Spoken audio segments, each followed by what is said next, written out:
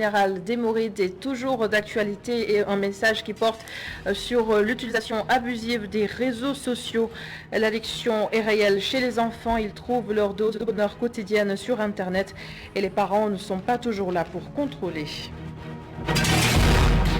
Dubaï s'apprête à accueillir une trentaine de millions de visiteurs dès ce 1er octobre.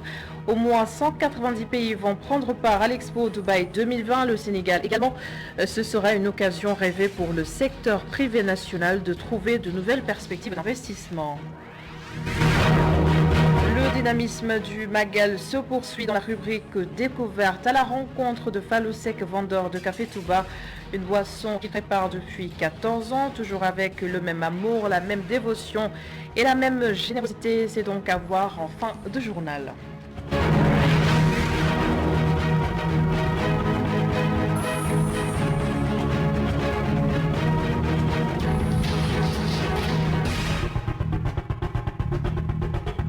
Alors, on va parler d'une utilisation naïve des réseaux sociaux par les enfants au lendemain du message d'alerte du Khalife général des Mourides. Les parents sont naturellement interpellés.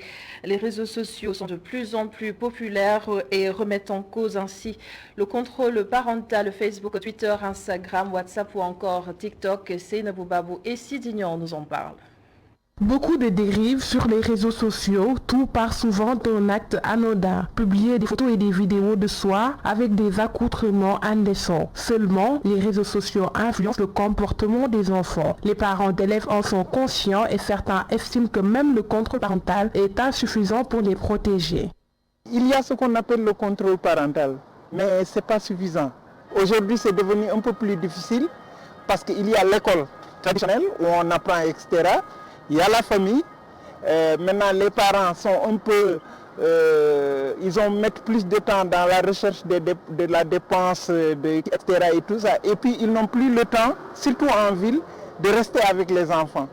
Mansour, agent de sécurité, a tout un autre regard sur le sujet. À ses yeux, l'éducation est la clé. Un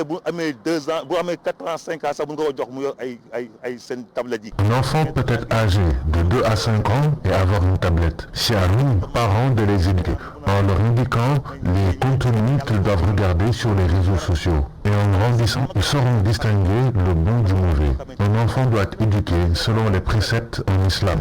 Et ensuite, on doit le mettre dans de bonnes conditions. Les opérateurs de téléphonie mobile ont aussi leur part de responsabilité sur cette question. Des fois aussi, les sociétés de communication, je pense à certains niveaux de la nuit, la connexion est gratuite. Et tous ces éléments font que, et puis le monde est devenu ce qu'il est, c'est-à-dire un village communautaire.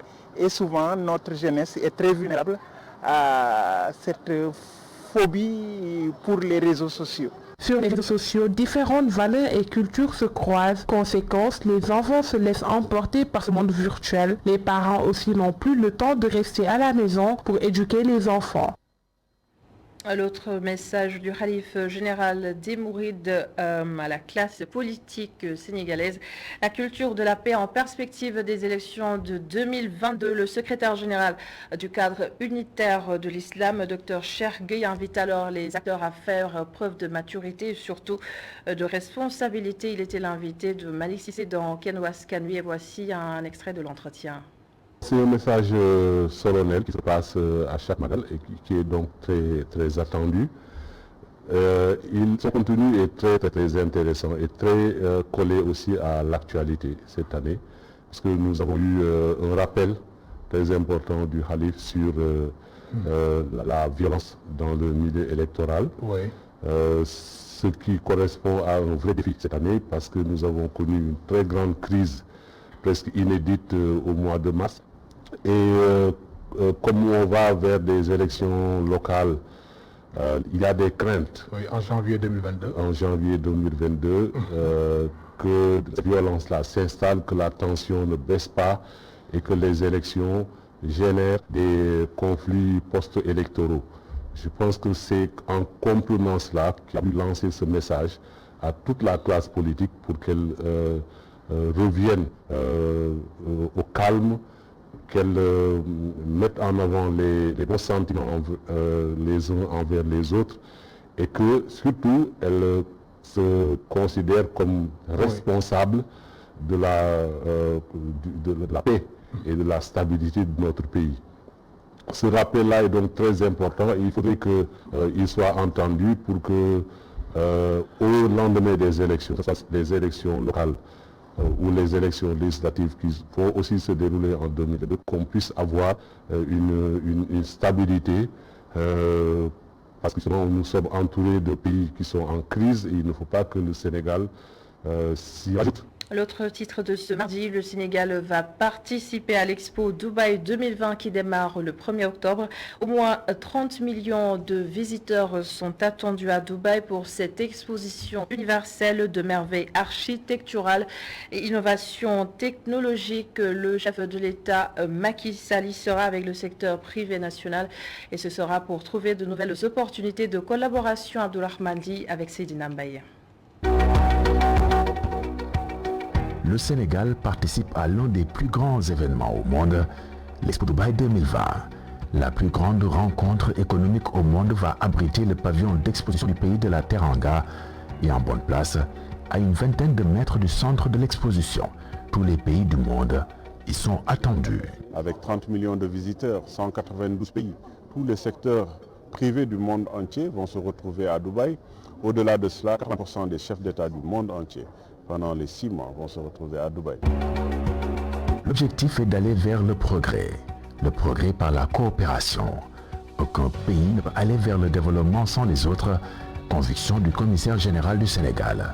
Et lors de cette exposition universelle, le Sénégal ne compte pas être un figurant. Que produit le Sénégal dans le secteur de la pêche, dans le secteur de l'agriculture, dans le secteur de l'agroalimentaire, dans le secteur des mines, dans le secteur des TIC et téléservices, dans le secteur de l'artisanat, etc. L'ensemble de ces éléments va être montré au plus haut niveau au Sénégal par le secteur privé et les institutionnels. Le 13 octobre, journée nationale du Sénégal, sera présidée par le président Macky Sall.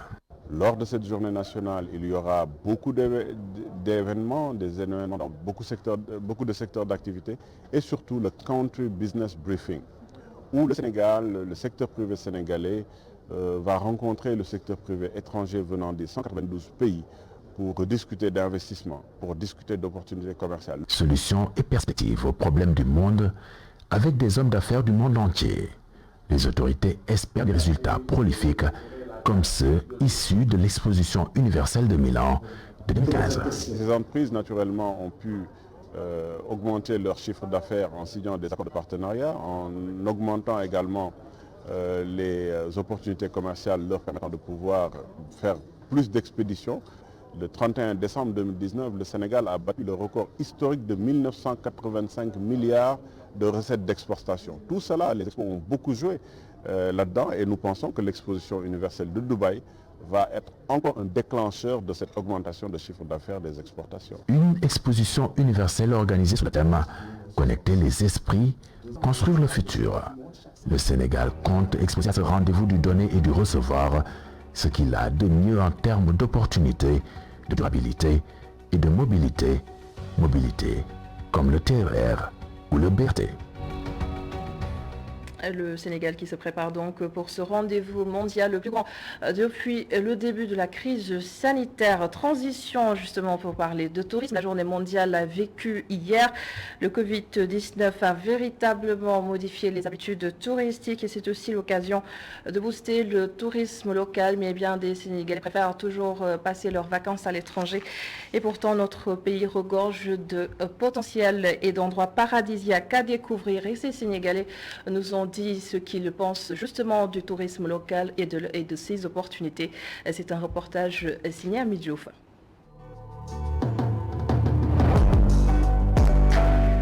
Le Sénégal ne manque pas de sites touristiques. De plus en plus, les jeunes qui partent en vacances restent sur le territoire.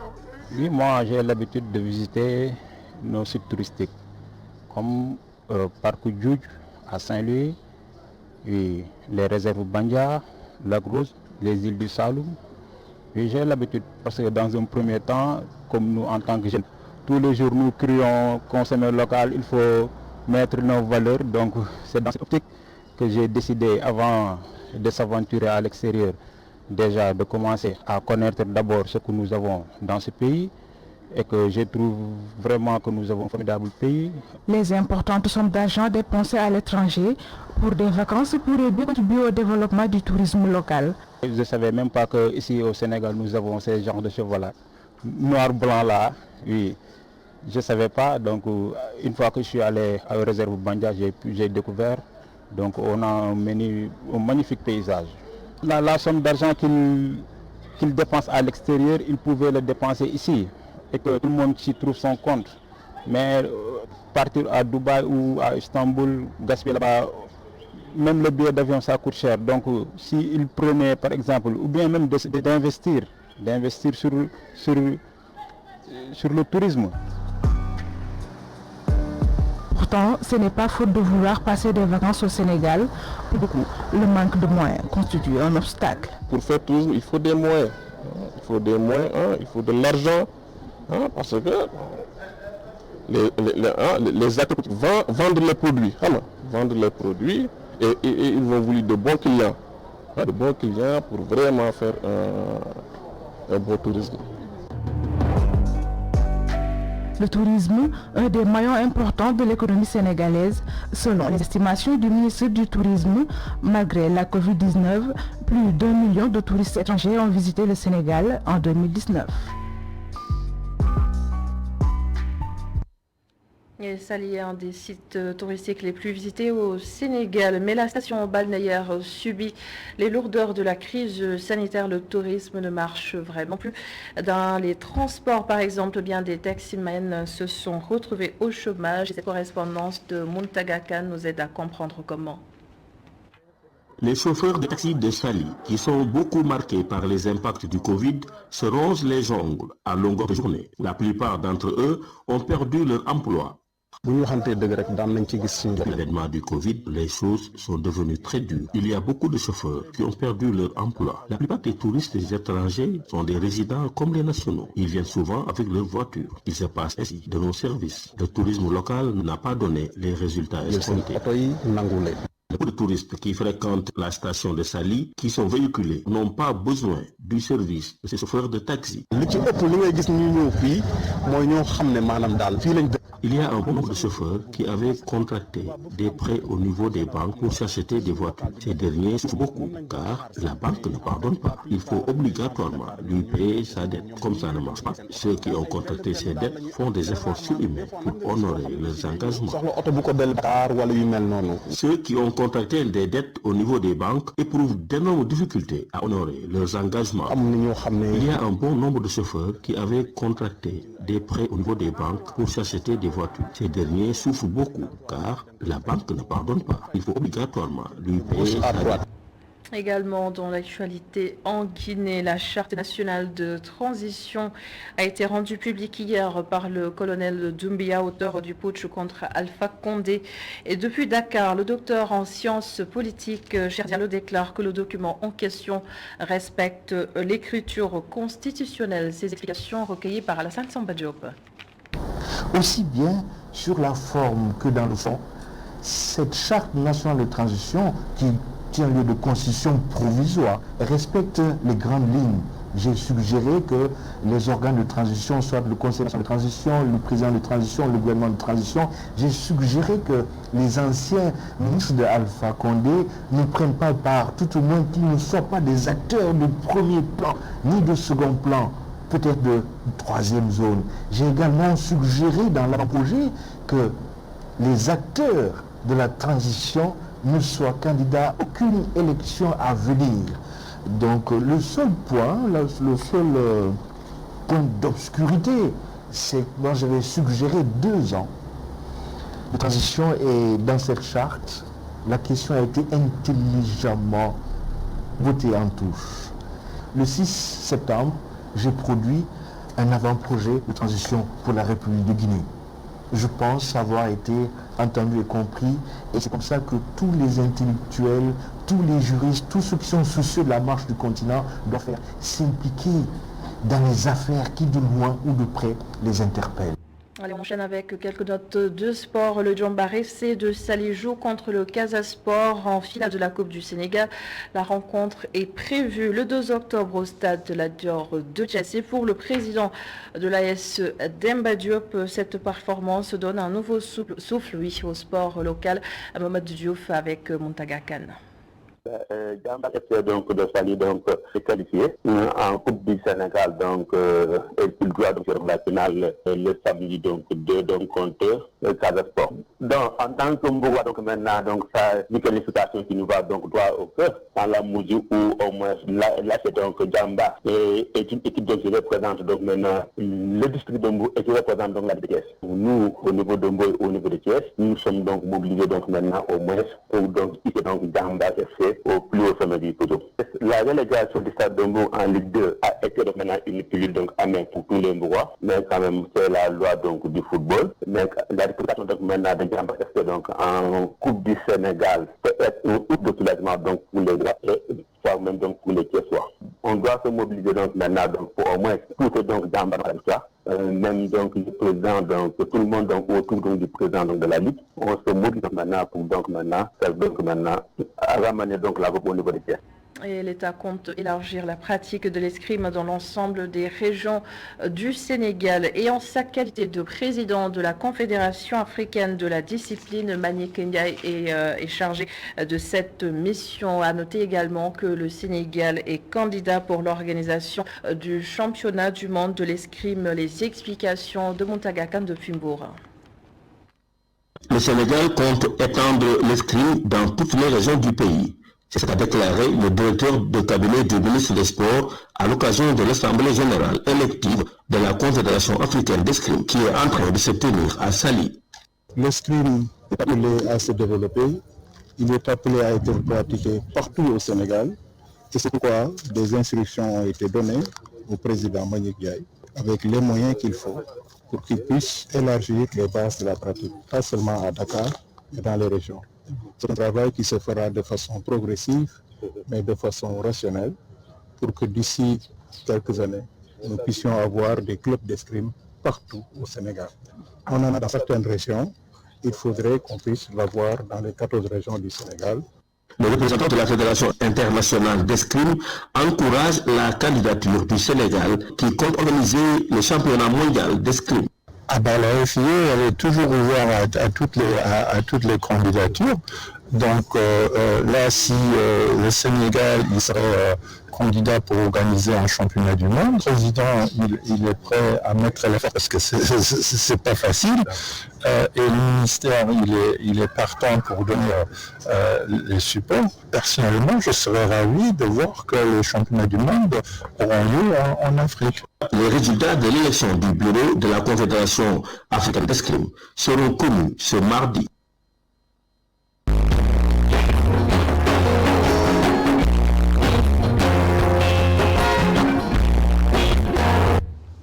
Et ce soir, on vous propose de rencontrer un artiste dans son domaine. Fallou Seck vend du café Touba. Ça doit sans doute être très bon puisqu'on le surnomme Fallou Café. En tout cas, cela fait maintenant 14 ans que Fallou s'active dans la vente de café Touba et il a au moins formé 60 jeunes à se lancer dans le business et c'est notre modèle de réussite. Ce soir, Omar Khan et Moussa Fall l'ont rencontré pour nous. Fallou Café. Un passage obligatoire pour tous les automobilistes et piétons amateurs de café Touba, en boisson dans un gobelet ou en poudre dans un sachet. Toutes les demi-heures, il faut remplir la thermos, vidée par les clients. Si le café Touba de Fallou a un goût particulier, c'est parce que Fallou ne lésine pas sur les moyens pour avoir le bon café. Il y a des cafés très chers qui dépassent l'entendement des Sénégalais, comme le café Arabica qui vient de l'Italie ou des États-Unis. Le kilo coûte 12 000 francs CFA. Le café Santos aussi, il y a du bon et du mauvais.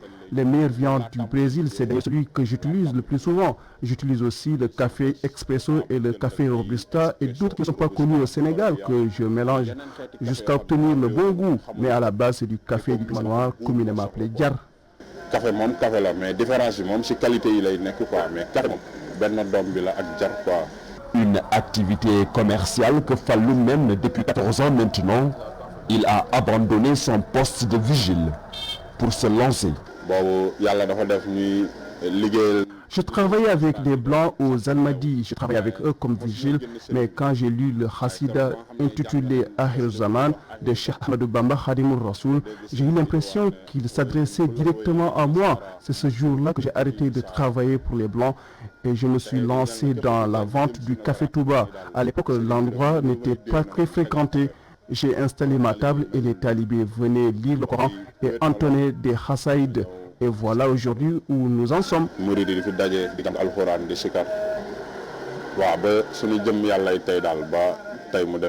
Son objectif, valoriser le café Touba et moderniser son offre.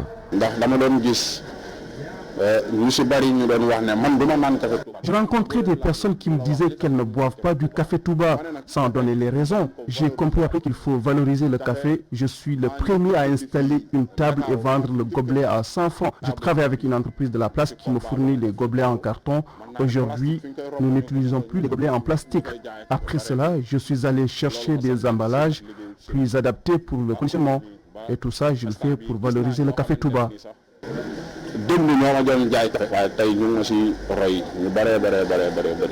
Aujourd'hui, Fallou élargit son business et s'apprête à ouvrir une nouvelle boutique à Yoff pour y vendre son café. Mais il a déjà aidé plus de 60 jeunes à se lancer dans cette activité de vente de café Touba, comme Elimon Tambedou, qui s'est installé ici, à Yoff. Et